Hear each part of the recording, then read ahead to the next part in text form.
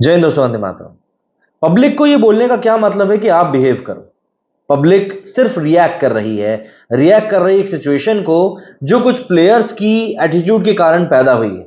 अगर आप उस चीज को सही तरीके से एड्रेस करोगे तो आपको पब्लिक को बिहेव करने के लिए नहीं बोलना पड़ेगा। अगर आप लोगों को कॉन्टेक्स्ट नहीं पता है तो बता दूं कि आज जब संजू सैमसन ने टॉस जीतने के बाद ने बॉलिंग करने का फैसला किया, तब पब्लिक हार्दिक पांड्या को बू कर रही थी। जी हाँ, टॉस के समय पर हार्दिक पांड्या को बू किया जा रहा था और उसी समय पर महेश मांजरेकर बोल रहा हूं, संजय मांजरेकर, जो कि टॉस के टाइम पर प्रेजेंटर के तौर पर मौजूद थे, वो पब्लिक को बिहेव करने के लिए बोल देते हैं।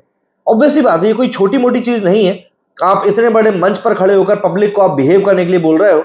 मुझे एक्चुअली ये समझ में नहीं आता कि ये लोग पब्लिक को इतना छोटा क्यों मानते हैं। आप बोलते हो कि गेम से बड़ा कुछ नहीं होता, मैं बिल्कुल उस बात को मानता हूं, लेकिन फिर आपको यह भी समझना पड़ेगा कि अगर आईपीएल जैसा टूर्नामेंट हिट है तो कहीं ना कहीं वो पब्लिक और पब्लिक की फैन फॉलोइंग के कारण है। अगर पब्लिक अपना ध्यान इन चीजों से खींच लेगी तो शायद मुझे नहीं लगता कि फिर कुछ कहने सुनने को बच जाएगा। तो ऐसे में पब्लिक को बिहेव करने के लिए बोलना तो मुझको कोई तुक ही नहीं लगता है। बात करें मैच की तो मुंबई इंडियंस ने आज बताया है कि क्यों वो एक तरीके से दोयम दर्जे की टीम बनती जा रही। 3 मैच हुए, तीनों के तीनों हार गई राजस्थान। 3 मैच हुए, तीनों के तीनों जीत गई। और आज के दिन मैदान पर बॉस कौन है, साफ तौर पर देखकर समझ में आ रहा था कि राजस्थान किस तरीके से होम ग्राउंड वाली टीम के ऊपर चढ़कर खेल रही है। इस सीजन में यह दूसरी बार हुआ है जब कोई टीम अपने होम ग्राउंड के ऊपर हारी है। इससे पहले आरसीबी अपने होम ग्राउंड के ऊपर केकेआर से हारी थी और आज मुंबई इंडियंस अपने ही होम ग्राउंड पर राजस्थान से हारी। होम ग्राउंड के ऊपर मुंबई को अभी 3 मैच और खेलने हैं, दिल्ली के अगेंस्ट, बेंगलुरु के अगेंस्ट और चेन्नई के अगेंस्ट। अब इन 3 मैचों में से अगर एक आध मैच भी मुंबई हार जाती है तो मुंबई की हालत खराब हो जाएगी। और टूर्नामेंट के शुरुआत के 3 मैच हारकर वैसे भी टीम का कॉन्फिडेंस काफी ज्यादा लो है। हार्दिक पांड्या टीम में कॉन्फिडेंस इंड्यूस कर नहीं पा रहे हैं। रोहित शर्मा आज रन नहीं बनाए तो ऑब्वियस सी बात है, ओपनिंग से रन नहीं बने तो टीम की वैसे ही कमर टूट गई। और ट्रेंट बोल्ट ने आज जो बॉलिंग करी है, मतलब बंदे ने पहले ओवर से दिखा दिया था कि क्यों आखिर उसको इतना तेज तर्रार बॉलर कहा जाता है। मतलब ट्रेंट बोल्ट पहले ओवर में विकेट लेने वाले खिलाड़ियों की अगर बात करेंगे तो अपने तरीके से वो 85 इनिंग्स में 25 बार ऐसा कर चुके हैं। जाहिर सी बात है, एक बहुत बड़ा नंबर है। राजस्थान रॉयल्स ने आज जिस तरह का गेम दिखाया, कहीं से कहीं तक नहीं लग रहा था कि वो पिछली बार स्ट्रगल कर कर आए थे। रेयान पराग के बारे में तो जितना बोला जाए उतना कम है। पिछले सीजन का मुझे याद है 7 मैचेस खेले थे रेयान पराग ने, 78 रन बनाए थे, 13 हाईएस्ट रहा था। और अब इस सीजन की बात करते हैं, 3 मैच, 3 मैचों में 2 हाफ सेंचुरी लग चुकी है, एक 40 का स्कोर बना है।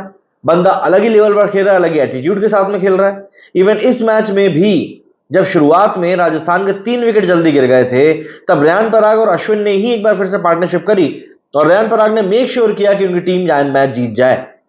लेकिन बात आ जाती है हार्दिक पांड्या के ऊपर। मतलब क्या चल रहा है, हार्दिक पांड्या क्या एक्सपेक्ट कर रहे हैं, क्या चाह रहे हैं? क्या टीम उनको सपोर्ट नहीं कर रही है? क्या मैनेजमेंट उनको सपोर्ट नहीं कर रहा है?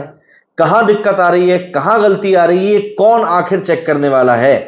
हार्दिक पांड्या एक के बाद एक लगातार जिस तरीके से मतलब नील डाउन हो रहे हैं मैच दर मैच, वो लिटरली समझ में नहीं आ रहा। कई लोग मुझे बोल रहे थे कि यार हार्दिक पांड्या को पब्लिक जबरदस्ती का ट्रोल कर रही है।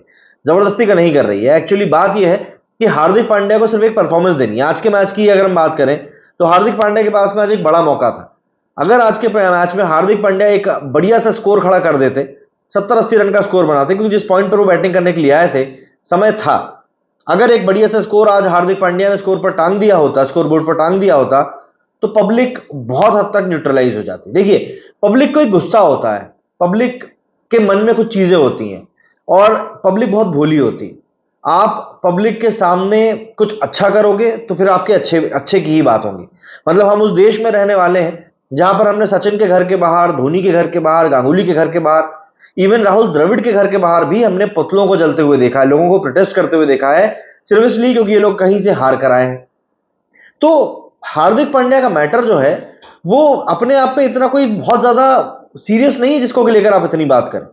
तो ऐसे में अगर पब्लिक बू कर रही है, पब्लिक ट्रोल कर रही है, तो हार्दिक पांड्या उनको मौका क्यों दे रहा है? आज के मैच में मौका था एक बढ़िया सा स्कोर खड़ा करते और पब्लिक को मौका देते उनकी तारीफ करने का। देखिए, अगर आप मौका नहीं देंगे सामने वाले को अपनी तारीफ करने का तो आपकी तारीफ जबरदस्ती की होगी भी नहीं। आप खुद भी स्कोर नहीं कर रहे हैं, आपकी टीम भी हार रही है लगातार, तो भाई पब्लिक तो नुस्खे निकालेगी। तो हार्दिक पांड्या को इस समय सोच समझ कर बैठने की जरूरत है और सोचना समझने की जरूरत है कि भाई आखिर कहां पर दिक्कत हो रही है, क्या दिक्कत हो रही है। और मुझे ऐसा लगता है सबसे प्राइम चीज जो मुझे लगती है वो ये कि इनको फैंस को एड्रेस करना पड़ेगा। देखिए, होम टीम को बू किया जा रहा है, आप देखेंगे कई सारे कमेंटेटर्स भी इस चीज को लेकर बात कर रहे थे आज, ये हार्दिक पांड्या के साथ गलत हो रहा है, हार्दिक पांड्या के साथ गलत हो रहा है। बट मुझे दुख इस बात का है कि कोई भी व्यक्ति इस बारे में क्यों नहीं बात कर रहा कि पब्लिक बू क्यों कर रही। जब तक ये लोग क्यों की बात नहीं करेंगे तब तक तो आप कभी सॉल्यूशन ढूंढ भी नहीं पाओगे। और इसीलिए यहां पर इतने ज्यादा जो हम कहते हैं ना पूरे असमंजस की स्थिति जो पैदा हो रही है वो इसीलिए हो रही है। चलिए जरा मैच की बात कर लेते हैं, जरा समझ लें कि भैया आखिर आज के मैच का क्या सूरत हाल रहा है, क्योंकि ऐसा है कि आज का मैच काफी इंटरेस्टिंग रहा है मेरे हिसाब से। तो स्कोरबोर्ड की बात करें तो संजू सैमसन ने टॉस जीता था और पहले बॉलिंग करने का फैसला किया था।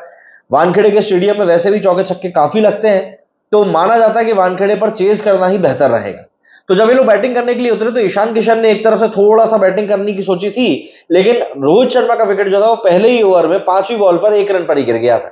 इसके बाद 2 रन पर नमन धीर आउट हो गए, 14 रन पर डेवाल्ड ब्रेविस आउट हो गया, और उसके बाद 20 रन होते होते तो ईशान किशन भी चलते बने थे। मतलब 3.3 ओवर्स में 20 रन पर 4 विकेट मुंबई के गिर चुके थे।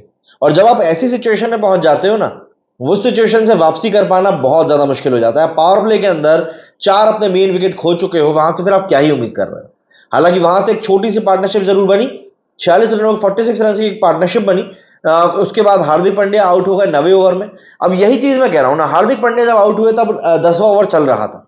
अगर आप चाहते तो उस समय पर जो हम स्कोर की बात कर रहे हैं 76 था, अगर उस समय पर हार्दिक पांड्या एक रुककर बढ़िया काउंटर करने की सोच रहा था हार्दिक पांड्या वहां पर, अगर हार्दिक पांड्या वहां पर रुककर एक थोड़ी भी ठीक ठाक इनिंग खेल जाता ना, तो टीम उस सिचुएशन में आ जाती जहां से आप एक फाइट दे सकते थे, प्लस एक टॉकिंग पॉइंट मिल जाता कि नहीं हार्दिक पांड्या ने यार ये कुछ करके दिखाया।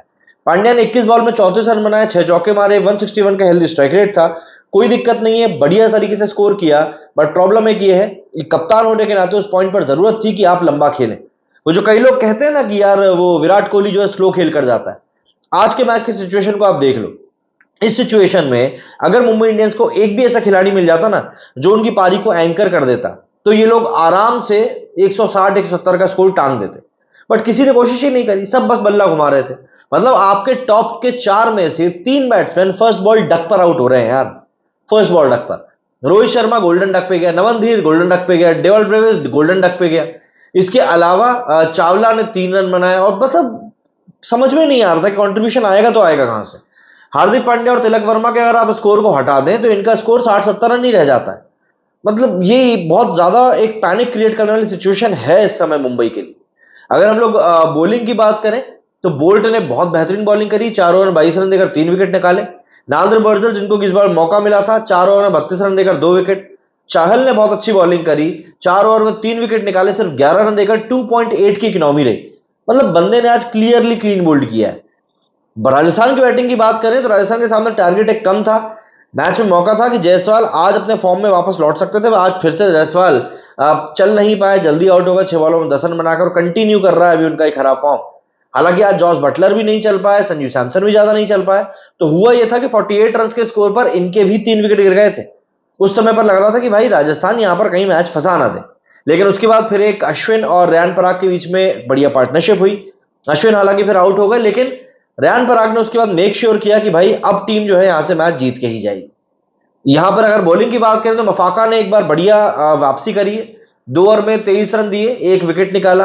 बुमराह ने 4 ओवर में 26 रन दिए, विकेट नहीं मिला। अच्छा, बुमराह को लेकर भी स्ट्रेटेजी बन चुकी है।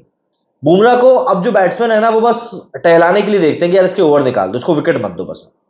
आकाश माधवाल जिनके बारे में काफी लंबे समय से बातचीत चल रही थी और माना जा रहा था कि इनको रोहित का खेमे के होने की वजह से मौका नहीं मिल रहा है, वापसी करी, 4 ओवर में 20 रन दिए, 3 विकेट झटके।